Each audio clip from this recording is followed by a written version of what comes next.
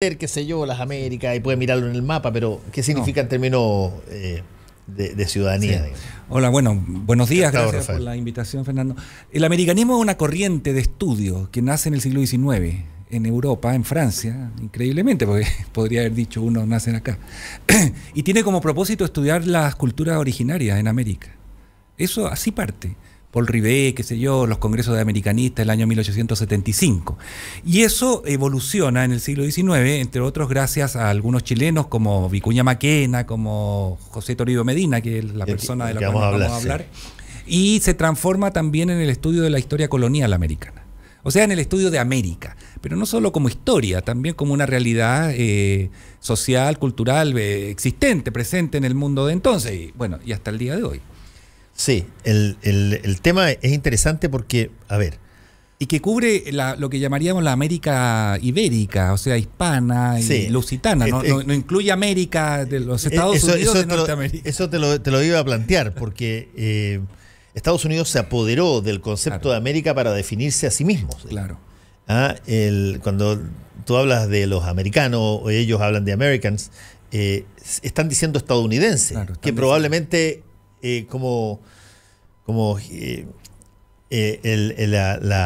la capacidad de gentilicio de país cuesta muchísimo como tendría que ser si es que no fuera americano. Pero el hecho es que en Estados Unidos habla de sí mismo como los americanos, y en las películas exportan ese concepto y las series es la prerrogativa del imperio, del poder. El poder, claro. De un poder tan extraordinario que es capaz de asociar su continentalidad, sus límites a un continente, América. Exacto. Claro. Nosotros somos chilenos y ellos son americanos. Ellos son americanos. Ahora, pero tú dices que el concepto del americanismo de José Toribio Medina y otros... tiene que ver básicamente con América colonial, ibérica, con América precolombina. Y el estudio de esta realidad que parte en el siglo XVIII, con el coleccionismo de lo exótico, de piezas raras que vienen de Oriente, de Asia, y ahí va a evolucionar y en algún momento en el siglo XIX, mediados del siglo XIX, pasa al interés por lo americano y por estas figuras de las manifestaciones culturales, ¿cierto?, que se expresan en figuras de cobre, de greda y muchas otras cosas, pero que a la larga van también pasando hacia el estudio de los pueblos, de la realidad social. Entre otras razones porque gente como Medina y otros de fines del XIX pensaban que gran parte de lo que era la sociedad que a ellos les tocó vivir, lo que es su contemporaneidad, tenía una explicación en cosas que venían desde siglos atrás. Lo que tiene mucha razón. y eso ocurre hasta el día de hoy. Y eso es lo más interesante que tiene la historia, que la historia de alguna manera está siempre contestando la pregunta de quién soy. ¿Quién soy? Claro, pero tiene no solo ese interés, tiene la originalidad de que ya entonces se comprende que para poder entendernos, para poder saber quiénes somos, dónde vamos, hay que recurrir a la historia, al pasado, hay que investigar y hay que conocerse. Ahora, uno supondría, o podría confundirse un poco y señalar, a ver, hay una serie de países que, claro, pueden tener dialectos distintos, pueden tener modismos distintos, pero fueron todos en común. ¿Qué tienen en común todos esos países? Todos esos países fueron colonizados, descubiertos para Europa por un poder que en esa época era imperio, que era vertical, y por lo tanto no debiera ser demasiado diferente lo que pasa en un país y otro, porque eran todos súbditos del mismo rey. Claro, y todos fueron dominados, todos fueron colonias, algunos tuvieron virreinatos incluso, pero aún así una verdadera corte. Pero uno ve diferencias bastante grandes. Bueno, claro, porque la historia influye también, o sea, fueron dominados durante 300 años, qué sé yo, durante la colonia, pero entre entonces y hoy han pasado 200 años en que han hecho una vida, ¿cierto?, en donde se han tratado, a veces con éxito, mucho en constituir en estados-nación, en donde han promovido la unidad, ¿cierto?, combatiendo la heterogeneidad, como en el caso de Chile, ¿cierto?, tratando de que todos seamos iguales porque la nación así lo necesita. Y entonces, claro, se van dando diferencias porque, entre otras cosas, gran parte de la forma de adquirir una identidad es, digámoslo suavemente, es criticando al otro, diferenciándose del otro, para no decir combatiendo al otro, para no decir haciéndole la guerra al otro. Claro, exactamente. Lo que te hace a ti parte de una especie y no de otra es que eres diferente a la otra. Entonces eso también hoy día influye. Y se nota en muchas cosas. Además está todo el tema lingüístico, aunque hablemos el mismo idioma, hay giros, ¿cierto? Hay palabras y un vocabulario. Bueno, para no hablar de la música, de la comida, de las expresiones religiosas, etcétera. Ahora, ¿qué buscaban estos historiadores como José Toribio Medina y varios más, Becuy Maquena y todo? ¿Qué buscaban cuando estudiaban el pasado colonial? Que en ese pasado para ellos era mucho más reciente que para nosotros. Bueno, buscaban comprender lo que vivían, entender eso, por un lado, eso es lo principal. Pero además ellos forman parte de una corriente que en la época, segunda mitad del siglo XIX, los llevó a buscar en la documentación europea antecedentes para defender a Chile, en el caso chileno, Bolivia, en el caso, etcétera, en todas las querellas de límite. Ellos buscan antecedentes en los archivos coloniales. A eso van, por eso el Estado los manda, porque el Estado paga esto, paga a Medina, a Morla Vicuña y a otros más, que vayan al archivo de India, a Simancas, a los archivos españoles, a buscar todo tipo de antecedentes que nos permitan reivindicar adecuadamente nuestros títulos respecto de las querellas de límites con Argentina. Y en esa búsqueda, por supuesto, encuentran muchas otras cosas. Y entonces un sujeto como José Toribio Medina, el historiador, polígrafo, coleccionista, etcétera, que actúa entre 1875 y 1930, él nace el 52, parte como agente del Estado buscando documentos, pero termina siendo un gran americanista, o sea, un señor que dedicó su vida a estudiar la cultura americana colonial, particularmente dos instituciones que son fundamentales. Por un lado, la Inquisición en América, y por otro lado, la imprenta en América. Y son muy interesantes porque la Inquisición en América, que él publica toda una serie con muchos casos de abusos, tú comprenderás lo que es la Inquisición, ¿cierto? De persecuciones, etcétera, etcétera. Para él es una historia dramática, tremenda, trágica, un oprobio para la humanidad. Y por eso mismo dice, cuando termina el último tomo, bueno, ahora voy a mostrar algo un poquito más edificante, porque es cierto que España también hizo cosas muy positivas acá. Y me voy a dedicar al tema de la cultura, la educación, los impresos. Y se dedica el resto de su vida a la imprenta en América. Qué extraordinario los ejemplos que escoge para estudiar, porque es como un proceso de, qué sé yo, de ola que te viene y después de reflujo, porque la Inquisición básicamente es una institución creada para que las cosas se circunscriban a determinadas directrices, doctrinas, las personas sean todas iguales, en eso, y lo que aporta la imprenta es exactamente lo contrario. Por eso hubo muchos impresores y autores juzgados condenados por la Inquisición, por herejes. Además, piensa tú que Medina, como casi todos los historiadores que actúan siempre movidos por su contemporaneidad, o sea, el estímulo está en lo que uno vive, hace esto cuando se está discutiendo en Chile todo el tema de las leyes laicas, pues, cuando el Estado pretende disminuir la influencia de la Iglesia. Y entonces al Estado, a un presidente como Santa María, por ejemplo, le viene muy bien todos los casos que Medina rescata como casos de atropellos, de abusos de la Inquisición, con lo cual la Iglesia quedaba, ¿cierto?, absolutamente contrarrestada. Frente a eso, la ola liberal laicizante pasa sencillamente y la Iglesia se defiende como puede. Por supuesto, cualquier parecido con lo que vivimos hoy es eso, ¿no? Sí, que de alguna manera también es algo que ocurre con la imprenta. Bueno, pues la imprenta pone libros en personas que para poder leerlos tiene que aprender a leer. Y hay libros que están prohibidos precisamente por el poder. Y hay que pedir permiso, hay que contrabandear los libros, etcétera. Pero igual se leía. Y por eso no era llegar y tener imprenta, o sea, para poder tener. Piensa tú que Chile tiene imprenta recién después de la independencia. México tiene mucho antes, Perú también, etcétera, el Río de la Plata.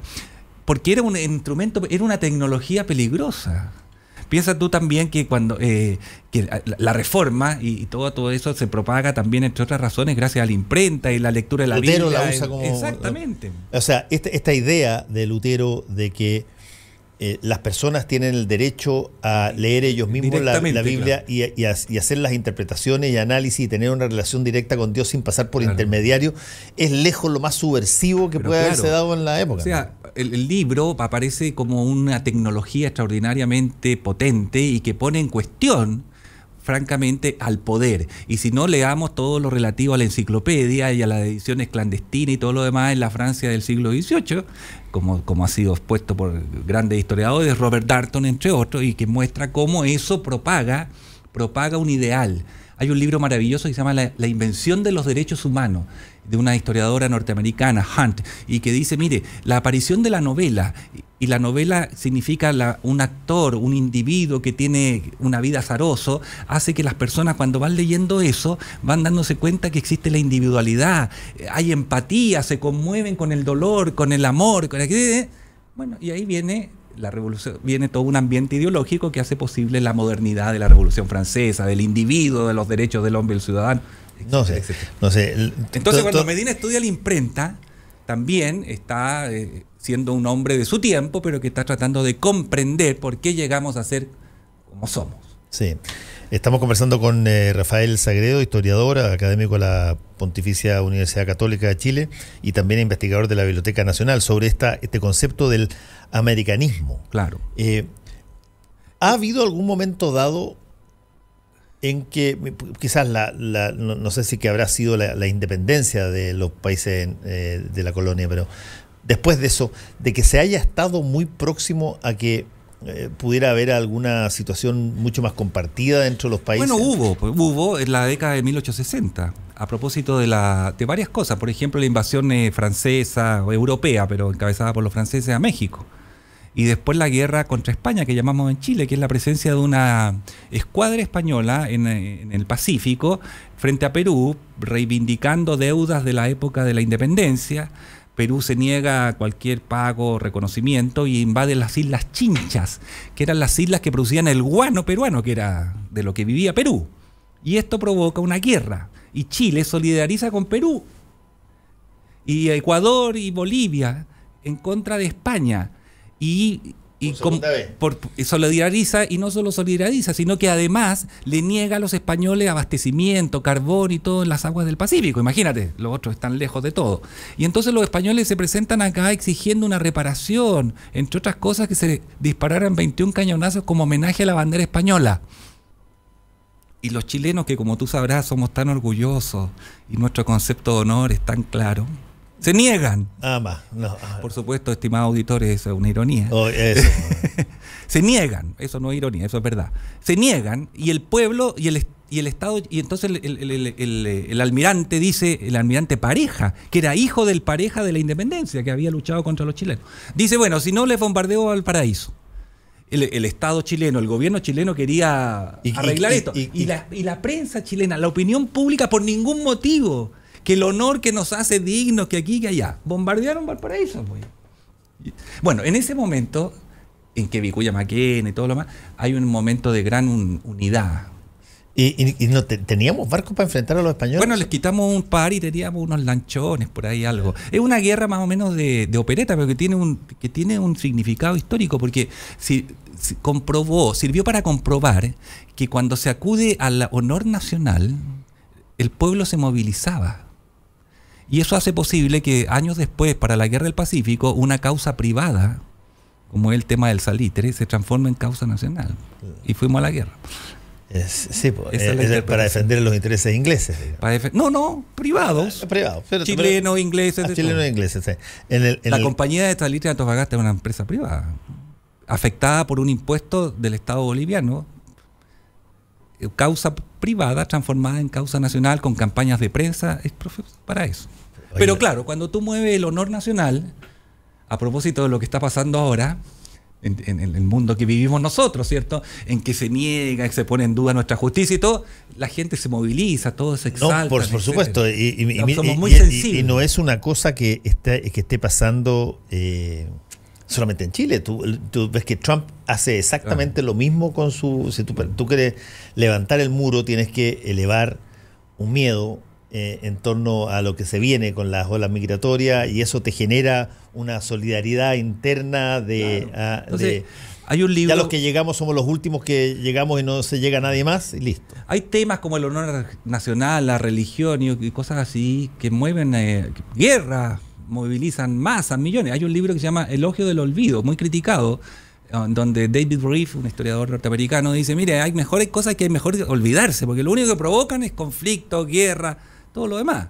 Y además, la mayoría de las cosas que se recuerdan como hechos nacionales son puro mito. Eso yo iba a ir un poquitito a eso. Cuando uno revisa concienzudamente el pasado como historiador y con celosía, digamos, lo más científica posible, digamos, lo más...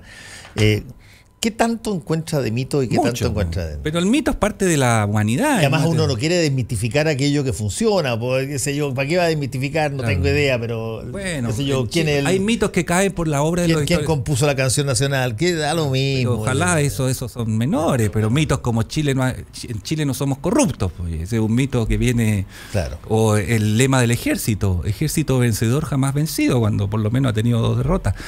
Una en la Guerra Civil del 91. Y entonces vivimos de esos mitos, ¿no? O la necesidad del orden. Bueno, Carabineros tiene un lema que se llama Orden y Patria. Sí. No sé cómo quedaría hoy día eso. ¿Me entiendes? ¿No? Pasa por unos... Entonces no hay que ser historiador a veces para desmistificar. Hay que ser consciente de la realidad que uno vive. Y eso compararla con esas afirmaciones categóricas. Una de las virtudes que tiene la historia es que todas estas cosas categóricas, blanco, negro, sí o no, nunca había pasado esto. Bueno, y un historiador o historiadora te saca un libro, 100 ejemplos de que ha pasado 40 veces. Pues. Bueno, ese es un buen punto. La historia en el colegio se pasa, y yo siempre me impresioné por Galvarino. Yo reconozco que Galvarino a mí me impresionó toda la vida, porque yo nunca pude entender, no es que no creyera, pero lo encontraba notable que a una persona le cortaran los brazos y no emitiera sonido alguno, según te decía. Claro, no emitió queja alguna, porque así de valiente era Galvarino. Y lo que te estaban tratando de enseñar era, qué sé yo, la valentía del guerrero araucano. Del guerrero araucano. Bueno, ese es un mito.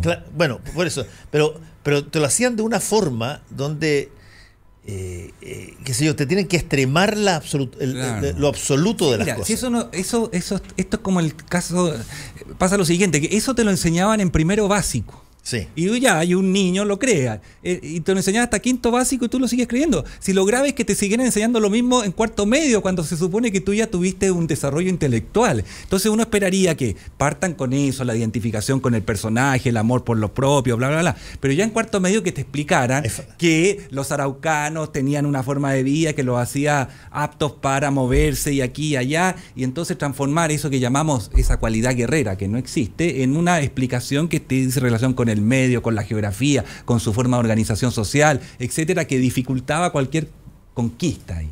Ese es el problema de la educación en Chile. Es como el caso de Arturo Prat. A ti te enseñan a Arturo Prat en primero básico, la Carmela Carvajal, la Blanca Estela, Arturo Prat. Y te lo siguen enseñando hasta el día de hoy, a pesar de que tengamos los años que tengamos. Entonces, y a pesar de que haya una cantidad de literatura extra que hay un infantilismo para enseñar las cosas, porque se cree que si tú lo haces crecer al personaje como persona y lo transforma en un humano que tiene sus convicciones, como que lo va a desacralizar. Y es todo lo contrario, uno admira más a una persona normal que es capaz de hacer cosas muy edificantes, porque de un superhéroe, ¿qué vas a esperar tú? Cosas de superhéroe, pues no puedes esperar menos, ¿te fijas? Pero es que quizás, Rafael, el punto es ese. El punto es ese. Tú tienes una línea de educación, de indoctrinación escolar, que necesita que tú veas a tu pasado de una manera determinada.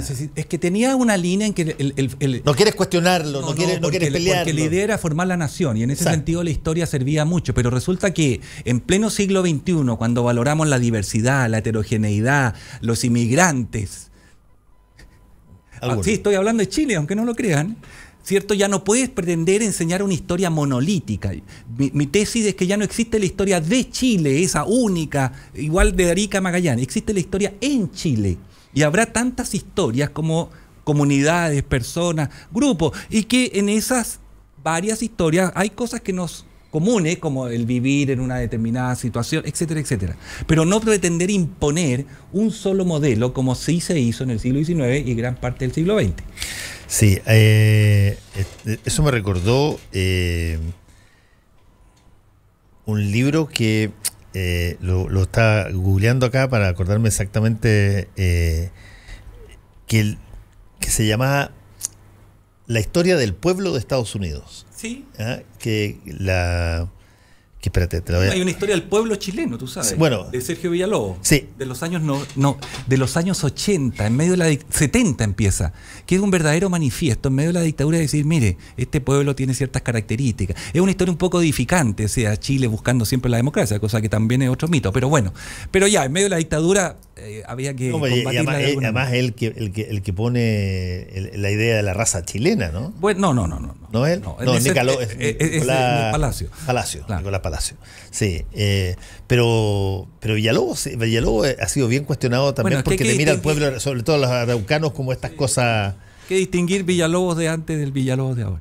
El de Villalobos de ahora, claro, basta leer sus libros de los 70 y 80 con los de ahora. Claro, yo me refería a la historia del pueblo de Estados Unidos de Howard Zinn, que es bien impresionante porque te cuenta más o menos lo mismo que estamos conversando. Te dice, usted ha sido llevado a creer una serie de cosas de acá. Mira, bueno, los documentos, los textos, las cuestiones aquí dicen una cosa distinta, que no es tan diferente, pero sí hay matices que... Claro, y hay que complementar. Aquí en medio de la dictadura te enseñaban que Chile era una democracia perfecta, muy bien, sí, y que Chile era el país diferente de América.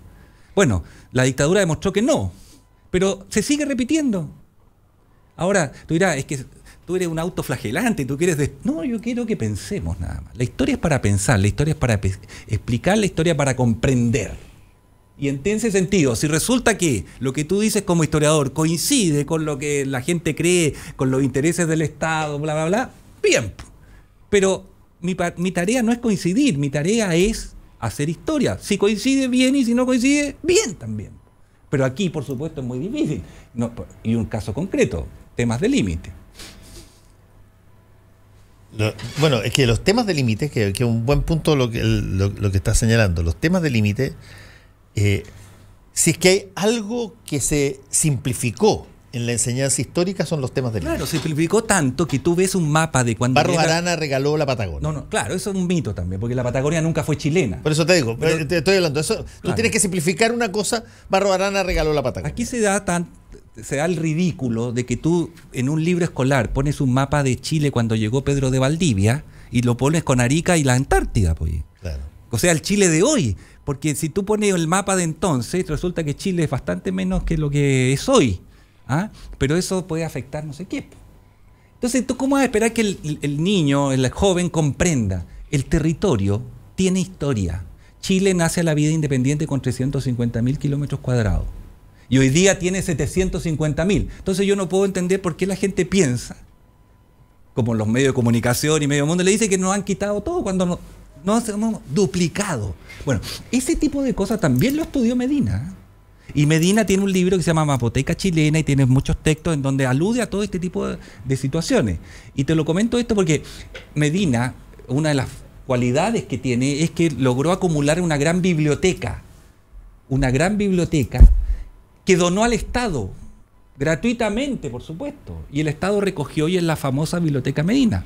Y nosotros estamos haciendo todo un esfuerzo por difundir esto, porque la gente vaya a estudiar y se va a encontrar prácticamente todo lo que hemos hablado acá. O sea, va a encontrar humanidad, vida, pasión, drama. Claro, expansión y qué sé yo, y recogimiento también. Bueno, pero en el caso de Medina, sobre todo expansión y acumulación de un patrimonio cultural que no solo chileno, sino también americano.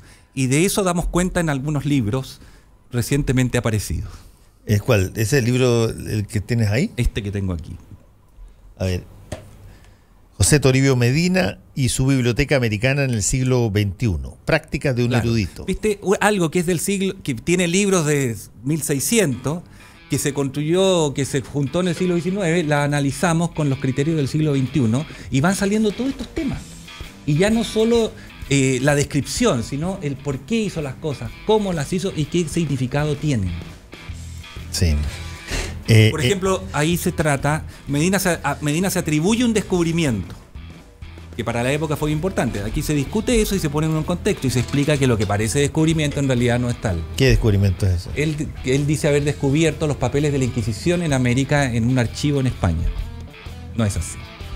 Y tiene otros momentos que también están tratados en el libro, en donde él se autorrepresenta como un señor, un erudito que hace cosas que no le sirven a nadie. O sea, un momento quizás de depresión en que él se autodefine, se autorrepresenta así, como el bibliómana, un loco que junta libros y que ni los lee porque dice, leer no sirve para nada, refiriéndose a él, pero no, los historiadores interpretamos eso, yo interpreto eso, miren, en realidad no está hablando de él, está hablando de los chilenos. Él sentía que no lo reconocían mucho. Rafael Sagredo es historiador, académico de la Pontificia Universidad Católica de Chile, investigador de la Biblioteca Nacional. Muchas gracias por haber estado aquí con nosotros. Que te vaya muy bien. Y a ustedes también, buen día. Chau. El secreto del éxito es vivir la vida. Baterías Hankook, mucho más. Presentaron Combinación Clave. Mañana volvemos para poner sobre la mesa los temas que a ti te importan. Combinación Clave, por la 92.9 y radiolaclave.cl. Somos opinión. Somos La Clave. Las opiniones vertidas en este programa son de exclusiva responsabilidad de quienes se las emiten y no representan necesariamente el pensamiento de Radio La Clave 92.9 FM. Hora Clave. 10 de la mañana, 59 minutos. 92.9. Somos como tú. Somos La Clave.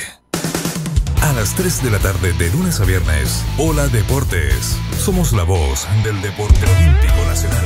Cuando uno habla, diríamos, de tenis de mesa, aparece el nombre inmediato de Tony. Cristian de Tony, aquí en el estudio principal. ¿Cómo está? Muy bien, muchas gracias por la invitación. Es un agrado acá con grandes próceres del deporte paralímpico y más contigo, que habitualmente las conversaciones son francas, directas y sinceras, así que feliz. Juan Antonio Belmar y el team de todos los deportes te llevan a los grandes eventos deportivos de Chile y el mundo. Vamos a ir inmediatamente a Rosario, donde está nuestro director Juan Antonio Belmar, en vías de los Juegos Suramericanos de Playa. Buenas tardes, de Hola Deportes o de Sur Media. Estamos en Rosario, donde se mantienen la visita de los delegados y los jefes de misión de los 14 países en competencia. Hola Deportes, de lunes a viernes a las 3 de la tarde.